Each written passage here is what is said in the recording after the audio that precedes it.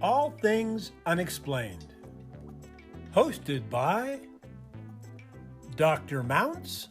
Let's face it, we were always ready to roll without him anyway.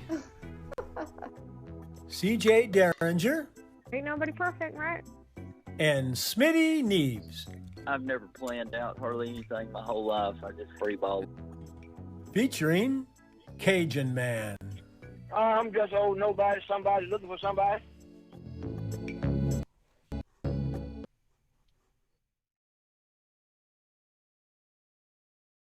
A horror movie about that, I think, where this woman's like 30-something years old and she poses like she's a teenager or something. I don't remember the name of the movie. Creepy. There was I have to, maybe that'll make a good novel. I'll have to work on that and put that aside or write me out a quick outline.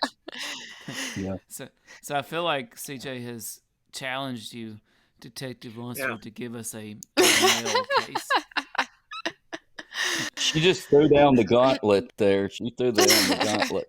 Okay. Maybe the male cases are just more straightforward. It's like I had a gentleman that I had to babysit who claimed that he was possessed, and I sat in the hospital with him for about 2 hours waiting for him to be processed for a mental commitment.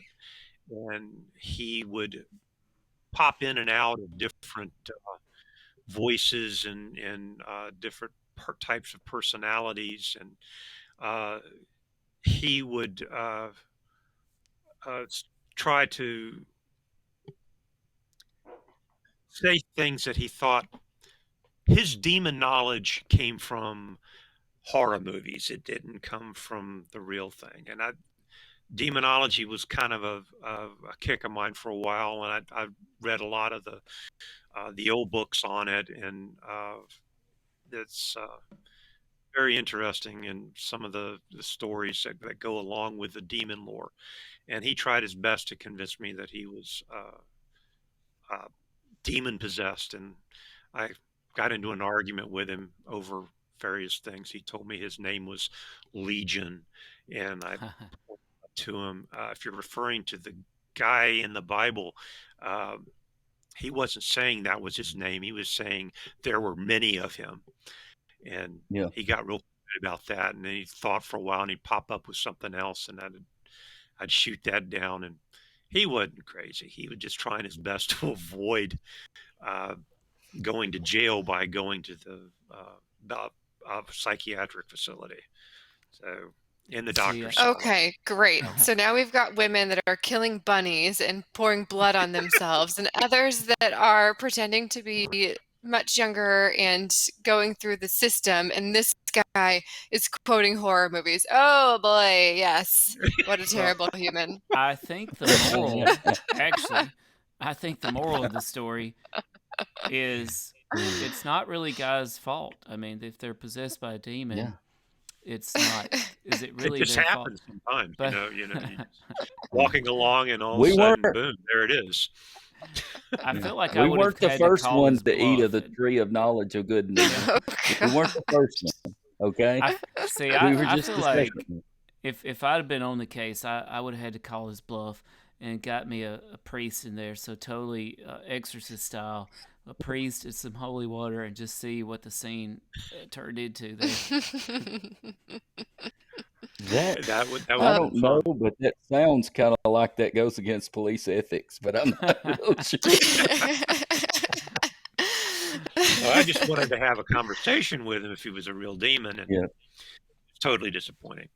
Oh, shucks. I can tell you've got some interesting things behind you in the screen here that I've been sort of staring at this evening. For those that cannot see, we've got some skulls and some scary pictures and tons of multiple skulls back there.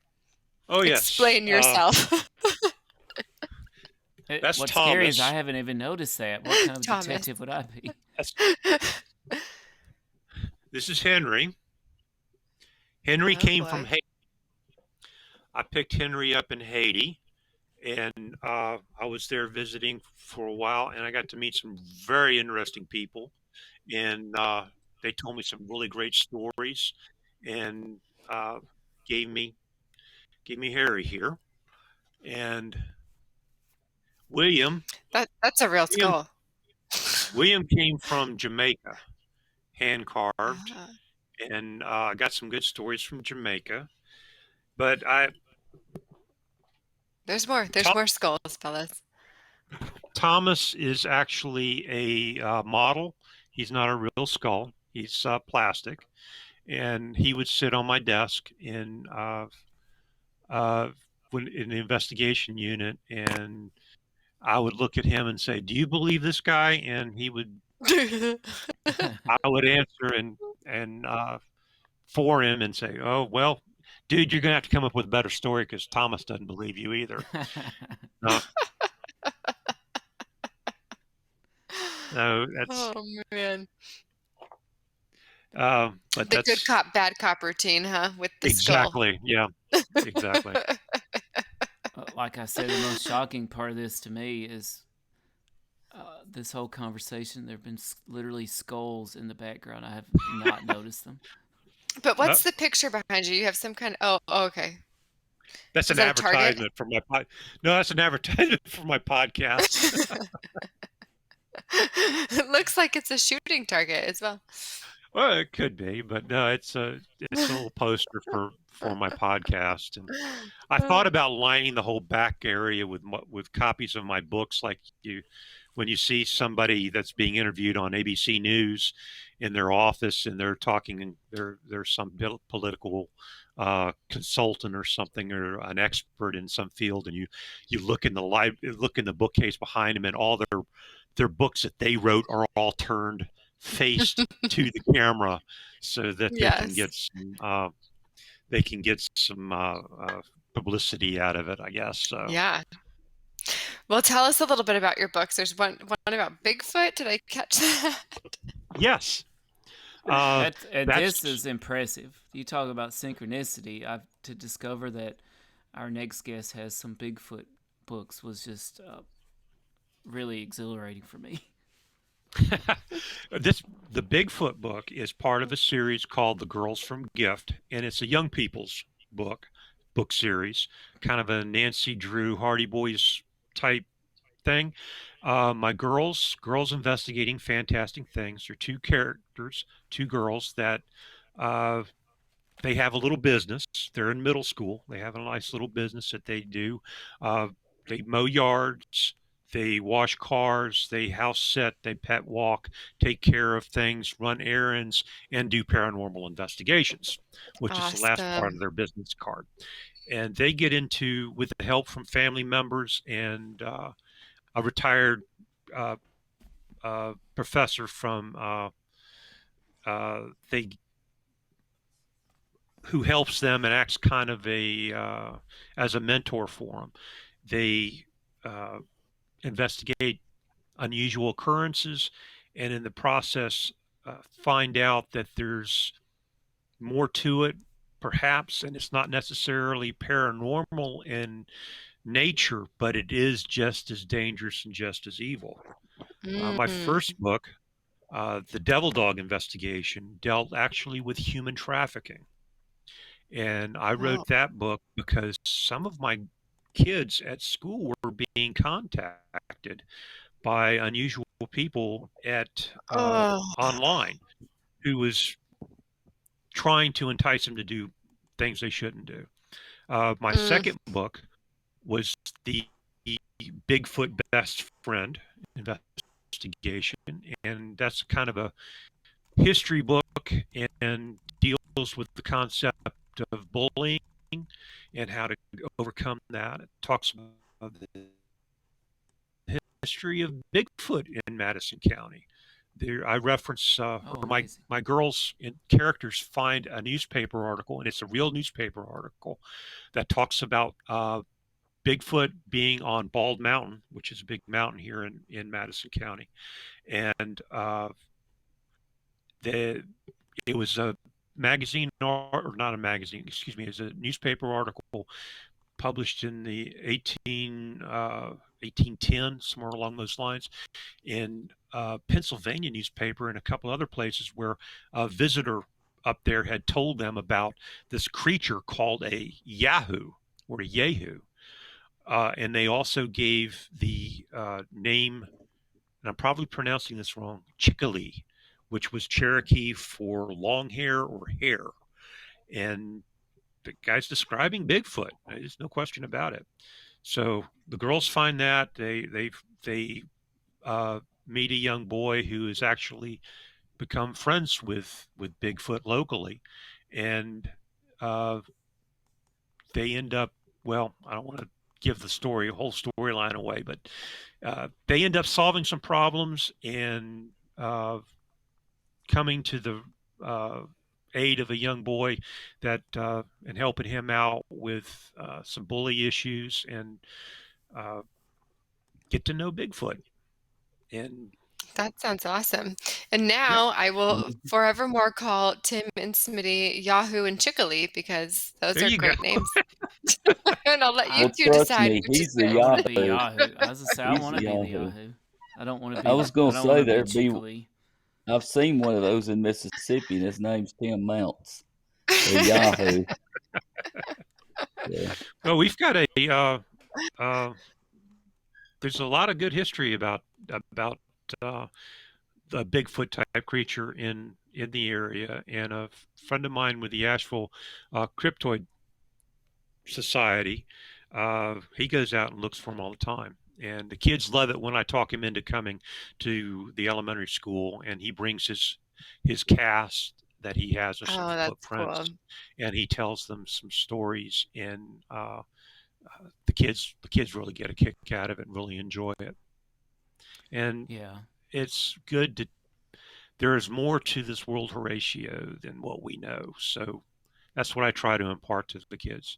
And my third book deals with the extraterrestrial situation, the blue alien and the alien abduction. And I actually use some history from Kentucky with that. And that story deals also with human trafficking issues, and is actually based on a situation that happened with one of my girls at one of the schools. And we had a happy ending with that, but it ended up it could have been very, very bad.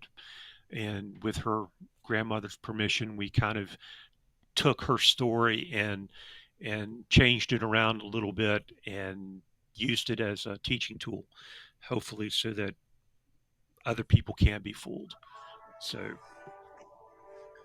So you mentioned that these are books for younger readers. yes. Are they scary at all? I mean, what kind of young reader are we talking about? Fifth, sixth graders. Oh, Fourth, okay. fifth, and That sixth is good. grade. Yeah. That level, and they're actually pre-read. The first book I did. My first book, my two main characters, Kaylee and Ailey, they the girls at the school, they read my story, they read the book, and they came back and told me that no, it's not going to fly. Your characters are too nice. And I had to go back and rewrite a little bit, make them a little more mischievous, Sad and a reality. little more. Yes, I had to add reality. They told me I was thinking from a grandfather perspective. If I wasn't thinking of the characters from a real life perspective, and they were right. And I took the advice, and it worked.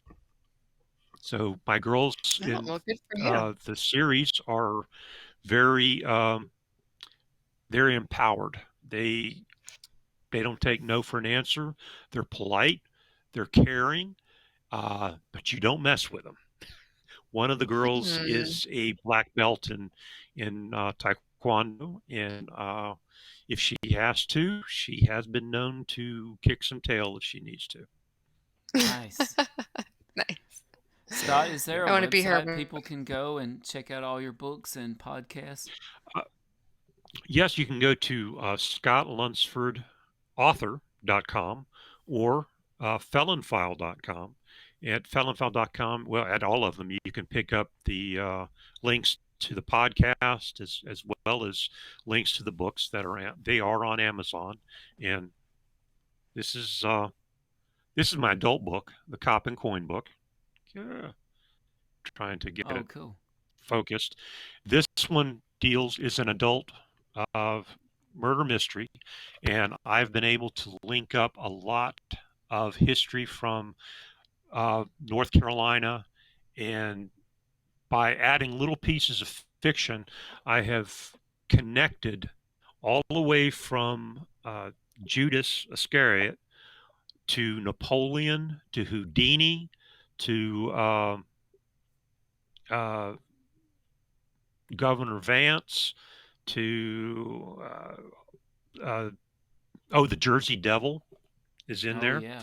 And I've connected all those up by adding, or possibly what I added was fiction. So you have to read it and decide for yourself. But great. I've got 3 books so far in that series. One of my favorite genres too, historical fiction. That's wonderful. You've been a busy man. Well, I don't sleep, so. I can imagine after everything that you have seen and done, sleep would be difficult. Yes. I was advised I had PTSD from dealing with a lot of the cases I had, and every once in a while the memories or the dreams come back. And dealing with a deceased 6-year-old who passed away accidentally, and having to tell his mother, or having his brother who was present at the time of the accident show me exactly how his brother died. That kind of sticks with you. Going to a juvenile's autopsy, that sticks with you. And child abuse in general, very horrendous. Assault and an injury to anybody is bad, and it's eye-opening, and you have to be fair and open-minded about all that stuff, and when you're doing the investigation. Right. Have you had any? Yeah, that's a very tough job. I'm sorry, CJ. Scott, have you had any paranormal experiences yourself? Bigfoot, UFO encounters? Anything unusual that you just can't explain? I was on patrol checking out, and I'm going to may cover 2 things here. We were having problems at a cemetery, a different cemetery on Beaver Dam Road, and kids were up there, people were up there parking and vandalizing tombstones and this and the other. So it became part of my regular midnight patrol to go up there and go around and check on things. And I was up there doing that, and checked a mausoleum to make sure that nobody had done any vandalism to it. Was walking back to my car and looked back over the mountain, and this ball of yellow and red lights rose up. Oh, wow. Whole mountain over the tree line. It stayed there for just a brief second, and then moved over like a submarine. It just kind of disappeared behind the tree line.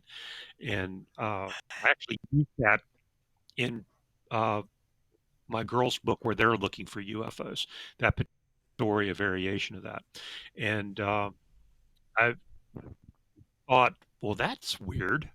And I called my dispatcher and asked that if the medical air ambulance had possibly been flying, and I thought maybe it had gone down, and maybe it was auto gyrating down, having problems or something. And I had it marked exactly where it went down, and they checked with the airport and they checked with the hospital, and there was nothing in the air at that time Wow. over that. It was not fireworks. It was not. There was no helicopter sound. I don't know what it was.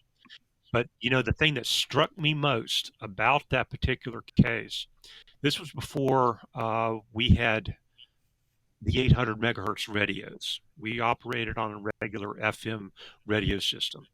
And I called my dispatcher on the radio and told her on a side channel what I had seen and said, can you check and see, make sure we don't have an aircraft problem.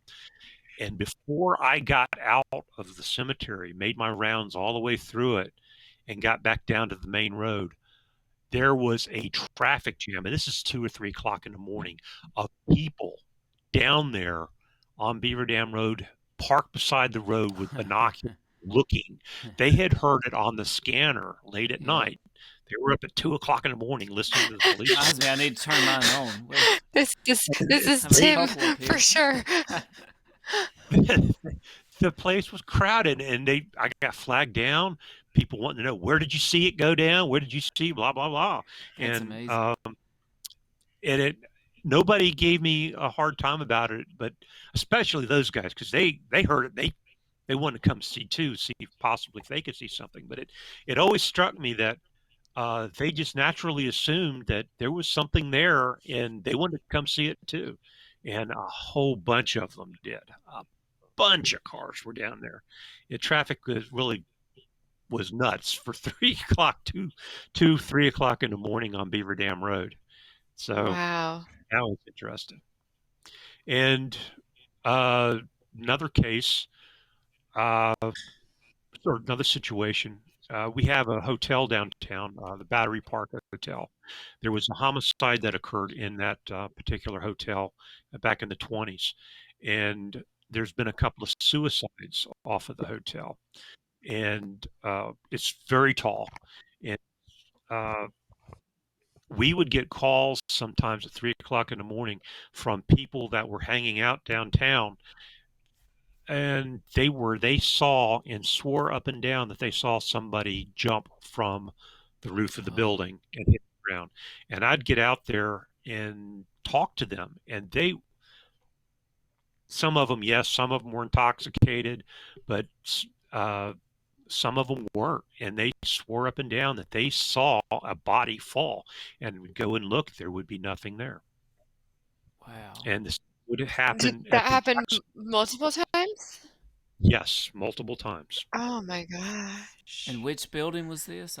Note to self, do not stay at the Battery. I'm actually staying in Asheville in September. Yeah, it's apartments now. It's apartments right now. So another place the same thing would be the Jackson building downtown next to the police station. And supposedly a gentleman during the start of the Depression leaped from the top roof of the building there and landed in front of the building and killed himself there. And the city, in their wisdom, not knowing exactly where supposedly it happened, they built a really nice round circle monument in the bricks there. It's almost like a target. And one of the old guys that up there told me that's he remembered it happening, and that's where the guy landed, was where the city put that target, that circle in bricks.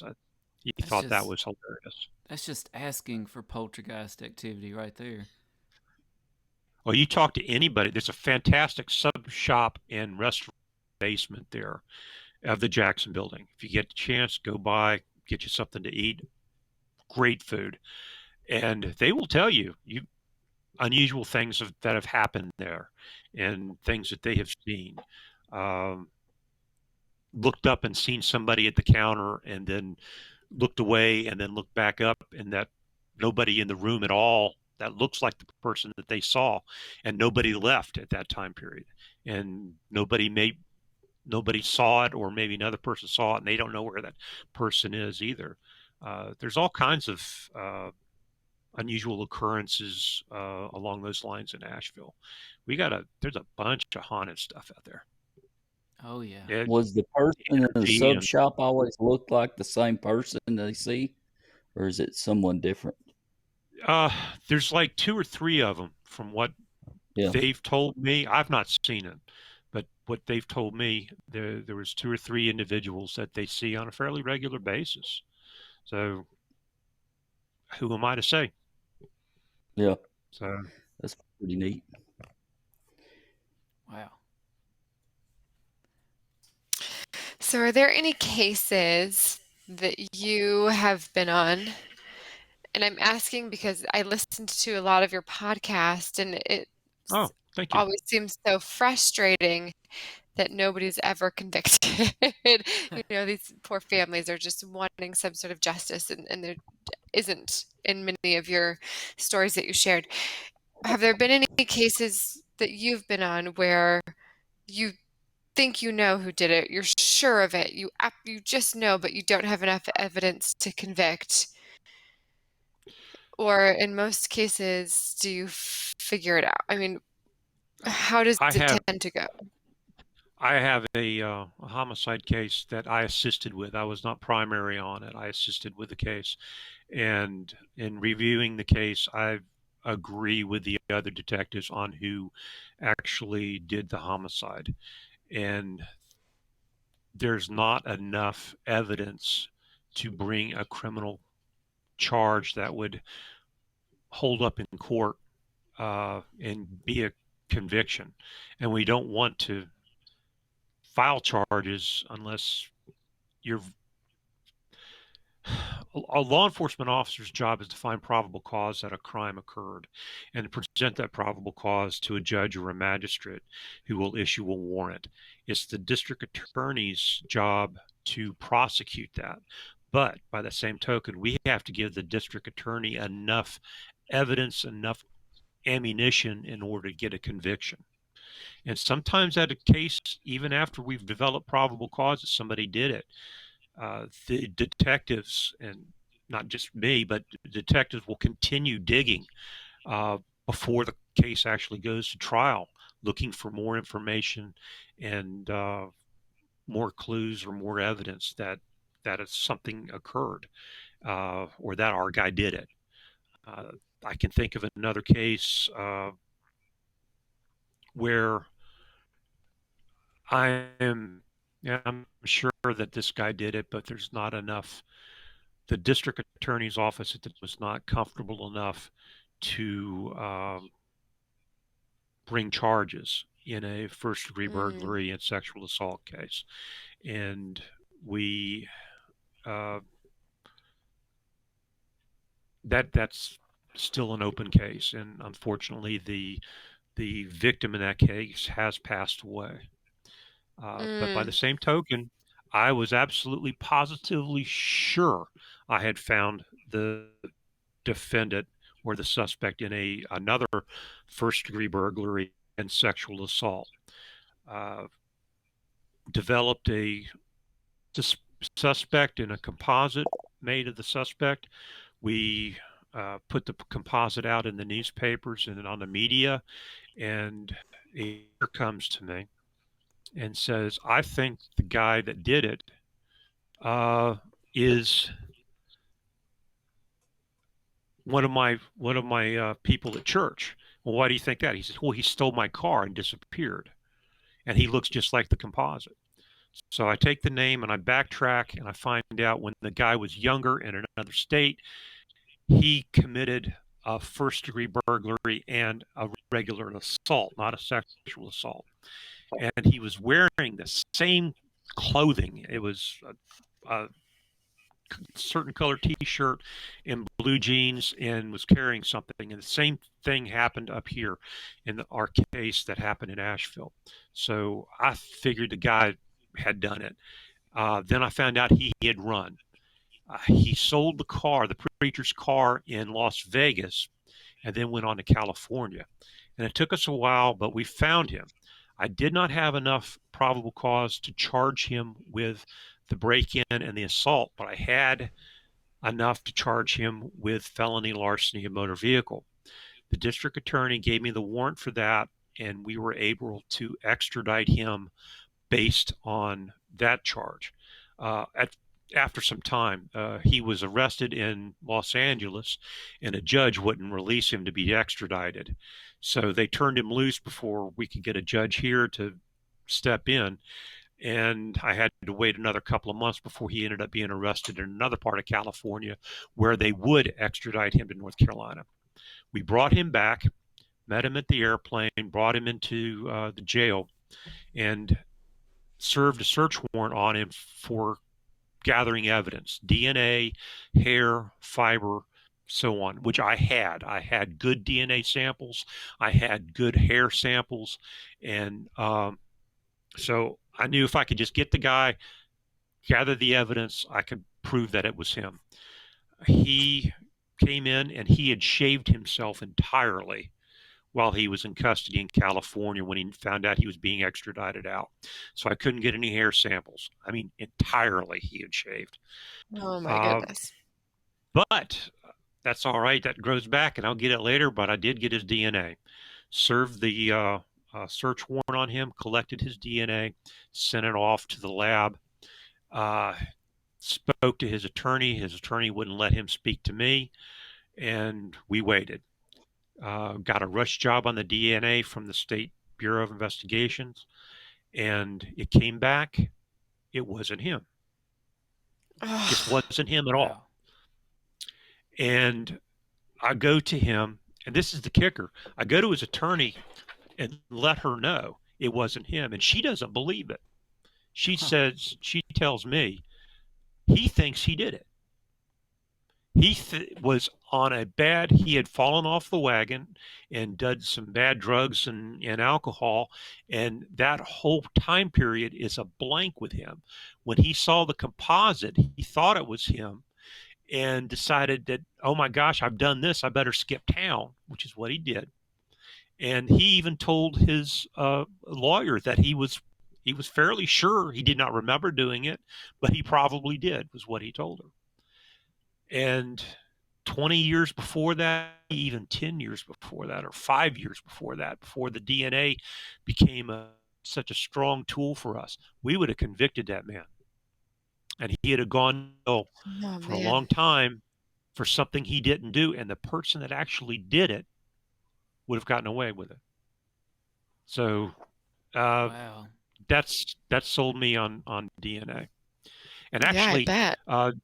Your listener, George there, what case are you the most proud of solving? You can't say I solved that case, but I'm proud of the fact that I did not charge the wrong person. I'm very proud of the fact that he was able to he didn't go to jail for something he didn't do, and I was able to prove that he was innocent, even though I was ready. As far as he was concerned, he was Jeffrey McDonald. He had done it at that time period.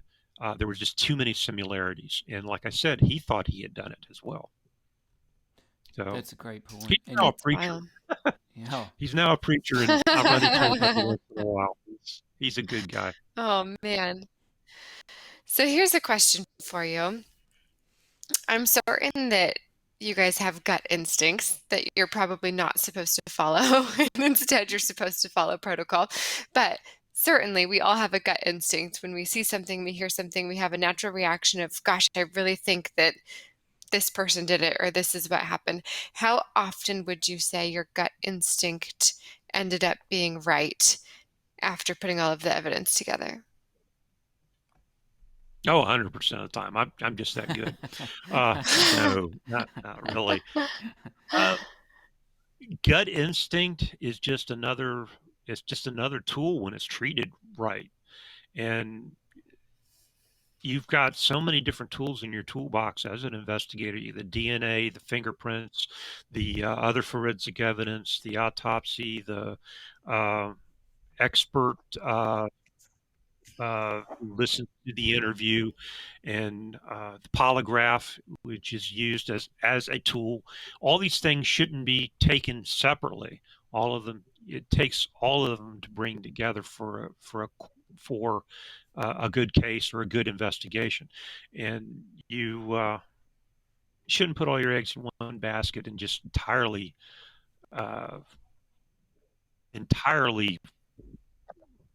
go on basic instinct.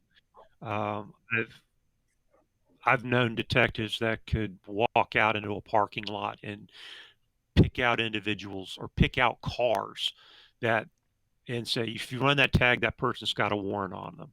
And they would be right, Wow.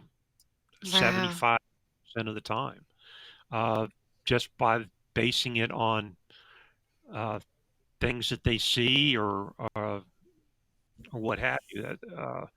Some people call that profiling, and some people call it a gut instinct. So it's just something. It's just one of those things. One of the parts.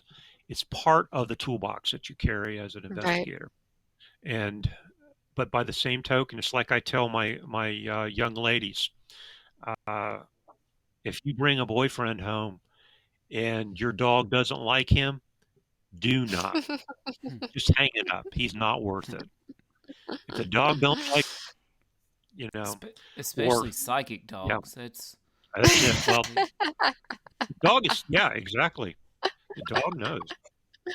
So go with that. That's great. Go with the dog's gut instinct. If the boyfriend isn't liked by the pets, and I tell them that, and I say, listen to your dad somewhat, and your mom, and they kind of know what's going on a little bit. But even if you don't believe your mom or dad, if the dog says it, the dog, go with the dog. Oh yeah, Scott, I couldn't help but think when you were telling us about some of these cases, the opening introduction to the show Law and Order, which I used to watch religiously. The police who investigate the crimes and the district attorneys who prosecute the offenders. These are their stories, and it made me wonder. I've watched so many shows, and as all of us have, and movies. In your experience, what are some of the biggest misconceptions that people have about police detective work? The processing of evidence, DNA results. You see that, especially on FBI shows. The DNA doesn't match, and it's like they just collected it 15, 20 minutes ago. And that takes a while to process. And it has to be done exactly. And documentation. You don't see the detectives doing all the write-ups on the reports. You don't see all the you never see on Law and Order them following a bum lead that ends up just nothing. Right. There's always you're seeing the good stuff. Of course, they have to shut the case down in an hour or so. But that's right. Yeah. But my favorite cop show, and it's not a cop show, is Perry Mason. I love me some Raymond Burr. That's it. I love the old ones. I love the new ones. Yeah. If you could call them new ones, but he was on that. He was Perry Mason a very long time ago, and then I don't know if he reprised the role, if it just kept running for that long. Yes. I got curious and I looked it up on Wikipedia the other day. There was actually a couple of different. There was the original black and whites that we see. The last episode was actually done in color. And then several years later, they brought him back as the new Perry Mason. And Della was in there, and Raymond Burr. And I don't remember if Paul Drake was in there or not. But he was a tremendous actor. And you know who else I loved? I loved Barnaby Jones, too. Yes. Barnaby Jones. That's a real good show, too. And of course, there's Matlock. Oh yeah. Yeah. Which is actually Matlock is based on a real real lawyer in Georgia. Outside, and he still practices law, as a matter of fact. And I'm going to do a podcast on him because he was connected with great. the homicide with a Major League Baseball player in the 60s. And it was an old case, an old homicide that was committed when the Major League ball player was in his teens, his early teens, and it was basically a stupid accident type thing. And he represented him when he finally ended up going to court on that one case. And that's actually how they found the character for Matlock. So.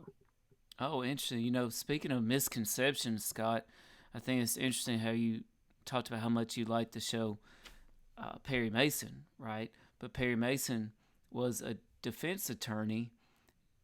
Is it a misconception? I feel like they usually portray police detectives at not having very good relationships with defense attorneys.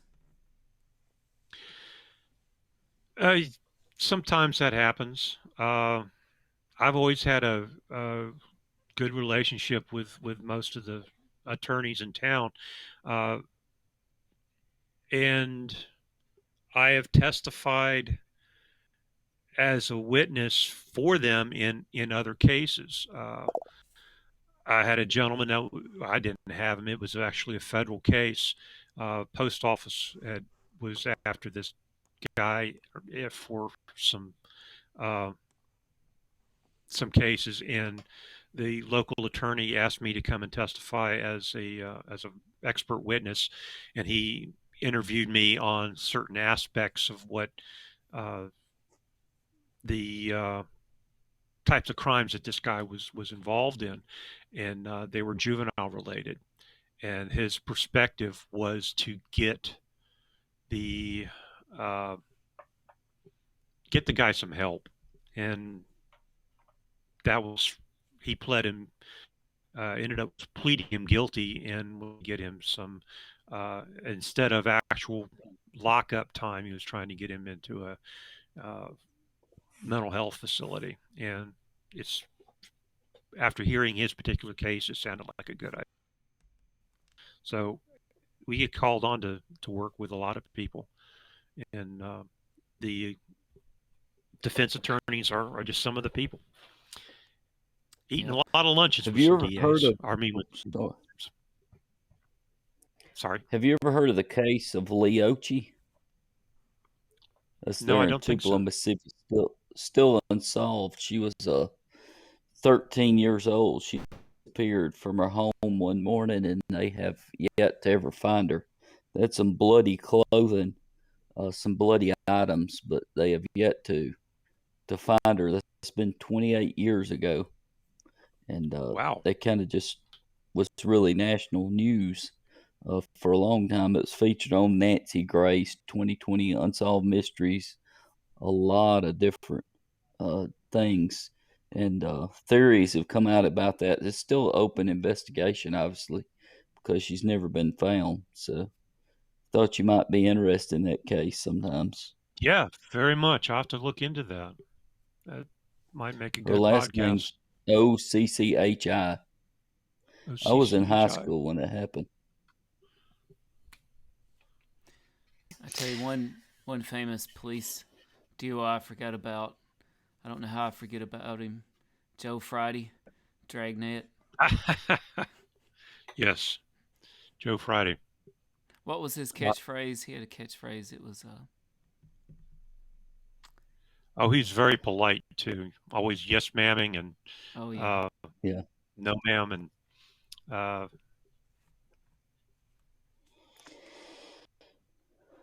one of my favorite Hill Street Blues. Yes, Hill Street Blues. That I enjoyed Hill Street Blues because that came on when was on when I actually started police work. So that had a lot of impact on me. Just the facts, ma'am. That was Joe Friday. That's it. Just Yeah. the facts. Yeah. Just the facts, Smitty. Good shows. Well, we've been chatting about Lunsford, former detective and author and podcast. I feel like we could listen to so many of your stories for 5 days here, but you do have your own podcast. Why don't you go ahead and tell our listeners where they can find your books one more time and listen to your podcasts as well? I'm on a lot of different platforms.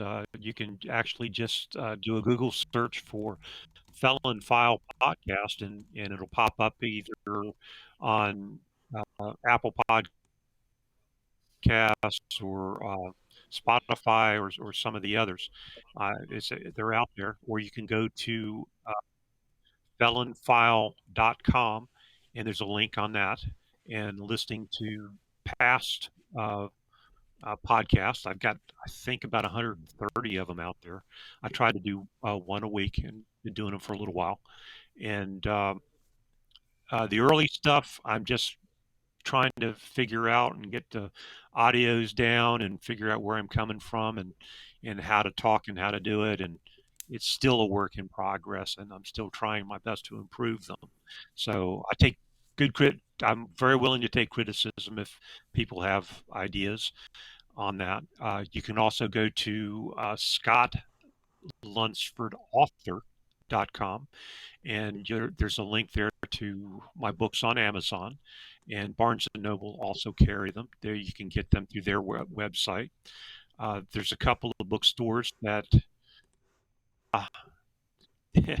there's a couple of bookstores that carry them locally in the Asheville, Western North Carolina area, and you can reach me at felonfile@gmail.com as well. And just like you guys, if you like my stuff and want to help with the podcast, maybe defray some costs on getting copies or getting fulfilling requests for records. Sometimes different agencies want to charge you, $5 or $6 for somebody to look your stuff up for you. You can go to buy me a coffee /Felon File on there, and there's a small blog there too that you can look up to and see what's upcoming as far as my podcast go. And I'm working on a new book for my young people series called the Time Traveling Teacher. And Oh, I'm exciting! have that out. Yes, that's going to be Cool. having some fun with that. And who One, better to teach history than a time traveler, right? Yeah, That's really. right. yeah. If Smithy, I could see be your a future there. if I could be a time Yeah, traveler, suit me. I would go back in time and never become a teacher. That's what. Amen. Me too. Yeah. Well, Felon File That is such sounds a like an fun awesome name, book and it's idea. a great podcast. I have to say, when I was looking through, trying to pick some different ones to listen to, I kept scrolling and scrolling and scrolling. I could not believe how many podcasts you have released. It's awesome. So I got to listen to some of the older ones and some of the newer ones, and I think I have like 10 days worth more to listen to, and I intend to, because they were quite fascinating. Some were a little thank harder you. to stomach than others, I have to admit. So for those of you with tender hearts like mine, there's some things on there, but all very fascinating. Well, I really appreciate the opportunity to talk to you guys, and Yeah. I'd like to do it sometime. We do have a closing segment I was hoping to do with you though, Detective Lunsford, if you're up for it. Okay. So, not to put you on the spot here, but I've got 5 infamous unsolved crimes, pretty much known the world over, and I would love to get your hot takes on these 5 infamous unsolved crimes. All right. Just your hot take on each of these. I'll start with one of my favorites, Lizzie Borden. I think Lizzie Borden did it. And I also think the reasoning that she did it was because her father was messing with her and taking inappropriate actions with her, and this was her retaliation. And that's why she was able, her sisters knew about it, and why she was able to continue living with her sisters after she killed mom and dad. And I think she felt she had to kill, she was probably just initially wanting to take dad out, uh, and felt that once she did that, she of course had to take mom out because mom just wouldn't understand. Huh. But 40 whacks. That is an amazing hot take, I just have to say. That is incredible. You know, isn't it fascinating that all that time ago that Lizzie Borden was tried for those crimes, and as a woman, all that time ago that she was not convicted? Yes.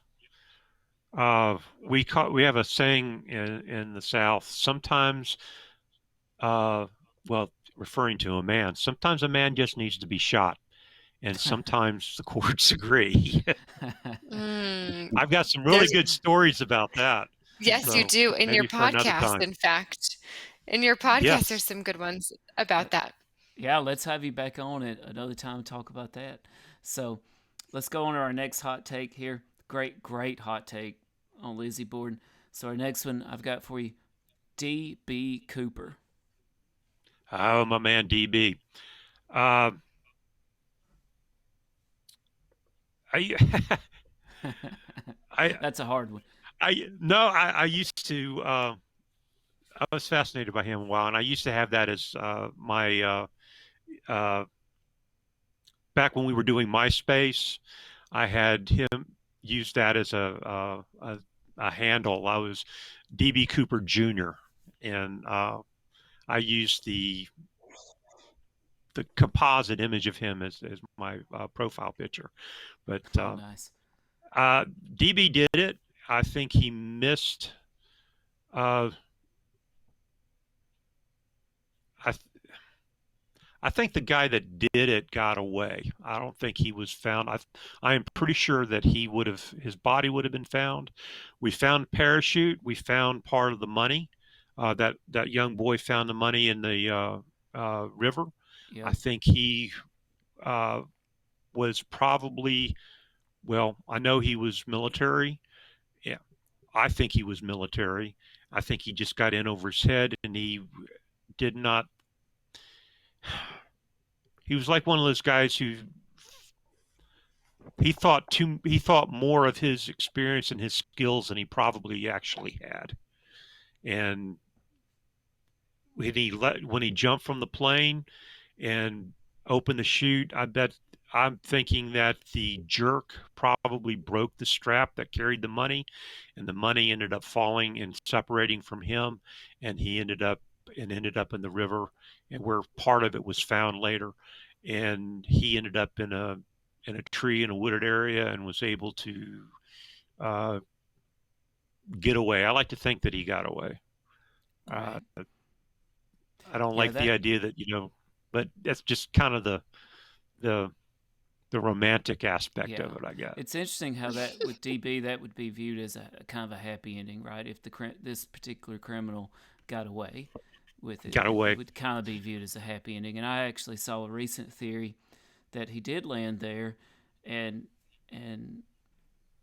buried the money somewhere along the riverbank in hopes of returning for it, but actually a flood was on record recently after and before he could recover it, that it possibly washed it out. So great hot take. I hope DB made it out there too.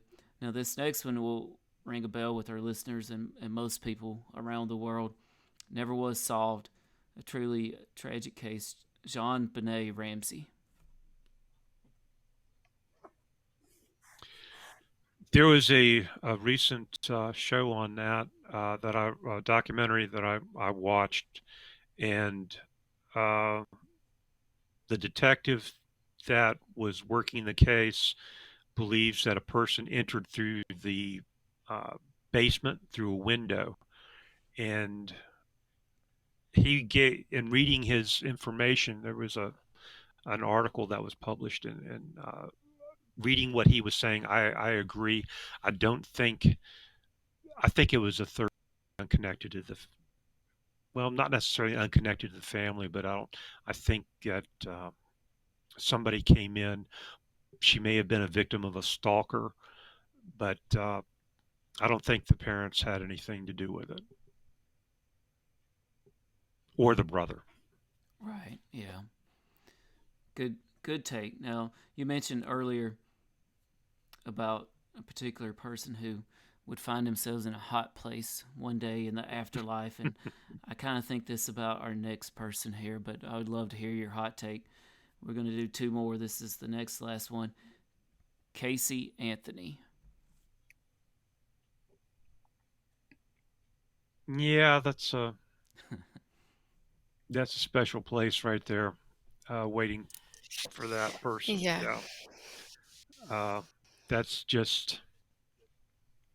I actually had the opportunity to talk with uh, a detective that performed the polygraph exam on her, Oh, wow. and he was teaching a class I was in, and yeah, she did it. That's there's a place waiting for her.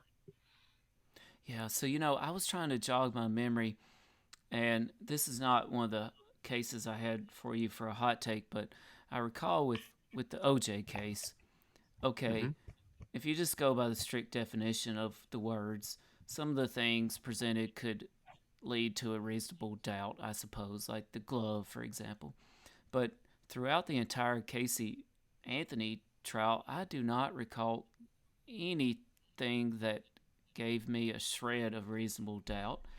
That what do you think was the biggest thing that led to her acquittal? Was it just the throwing different possibilities at the wall and seeing what stuck? Was it just that, the act of doing that, do you think, or what? I think it has a lot to do with the system that we have in place right now, the jury system, and this we don't know exactly what happened in the jury room when everybody was discussing it, and we don't know. We weren't in the jurors' shoes when they heard the information and saw the defendant at the same time. So they're getting. Try not to second guess. They're getting their information from several different sources. The jury pool is, and they make their decision based on that, based on the testimony, based on the feeling in the room. You can, of course, there. You can argue that that's not the case, but everybody's been somewhere where all of a sudden the whole, maybe in a business meeting, and somebody walks in and the room just chills, and everybody knows that something is going to happen, or something is going to be said, or they hear an innuendo. We don't know exactly what the jury heard and what they felt at the time, and then what they discussed about. And that's the system we have. Our peers are supposed to make the determination, and they're supposed to err on the side of caution. So Right, that happens, right, and it's the best. It's the system we have right now. So until something better comes along. right. Uh, That's a good take. And so, last but not least, what I would probably have to describe as the most infamous unsolved criminal crime of all time. I wonder if CJ and Smitty has a guess as to what this might be. I do. I'm hoping it's about Cookie Monster. What is that? I'm Even pretty sure it's No? Jack the Ripper. Smitty nailed it. Detective Lunsford, I'd love to get your hot take on Cookie Monster. No, not Cookie Monster. Jack the Ripper. There was some DNA testing done later, and that tended to point towards this artist that what was the writer's name? She wrote a book about it, a nonfiction work. Patricia Cornwell. Cornwell. Yeah. Cornwell. I've Yes. read it. Yeah. And her direction makes a lot of sense when what she wrote about, I think. I'm kind of the opinion, though, that the guy left England and came to the United States because there was some crimes that were remarkably similar to his activity that occurred in New York and some other places.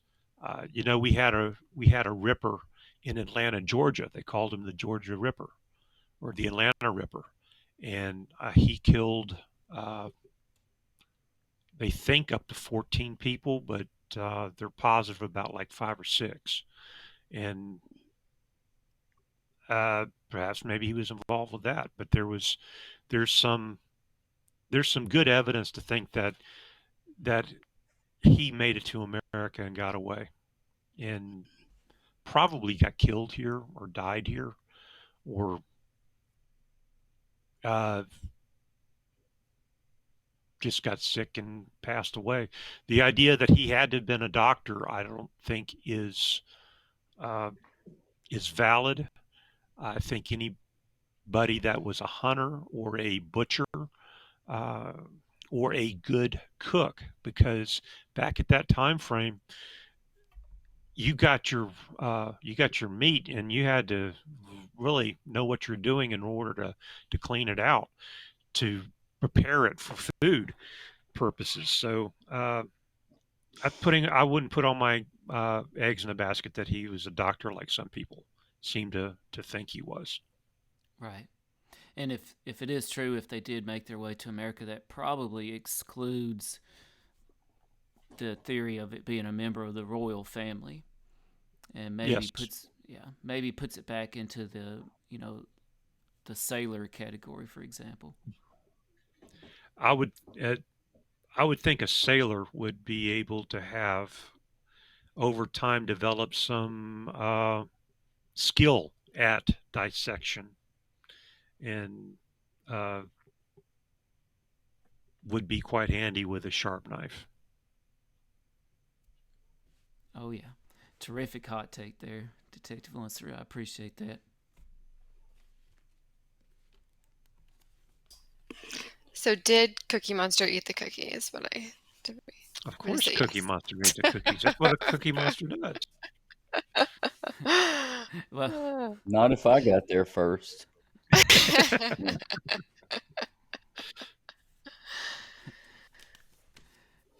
Well, thank you so much for being with us. Yeah, thank you for having me. I've very much enjoyed it. Evening, like I said, I would love to have you back, maybe in an advisor role, and get your opinion on some cases out there in the public, right now, and have you back on as a guest to discuss some. Be happy to help in any way. Yes, sir. And like my wife says, I talk too much, and you're giving me you're taking a lot of listening off of her shoulders, so she's happy. Why do you think these two wanted to start a podcast? So say CJ and Smitty keep me tamped down to some degree. Yeah.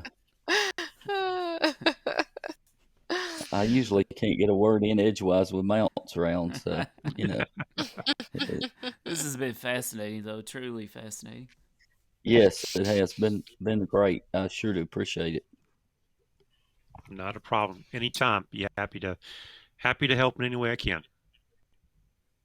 Wonderful. Well, thank you so much again. CJ, you got anything else? No, just thank you to everybody who tuned in, listening. We would love to get anybody's feedback on our social media pages. You can send us questions or links or other things to dig into. We love researching all things unexplained. That's right. Thanks, Detective Lunsford. Smitty, you want to take us out of here? Yeah. Be curious, be strange, and watch for all things unexplained. Thank you.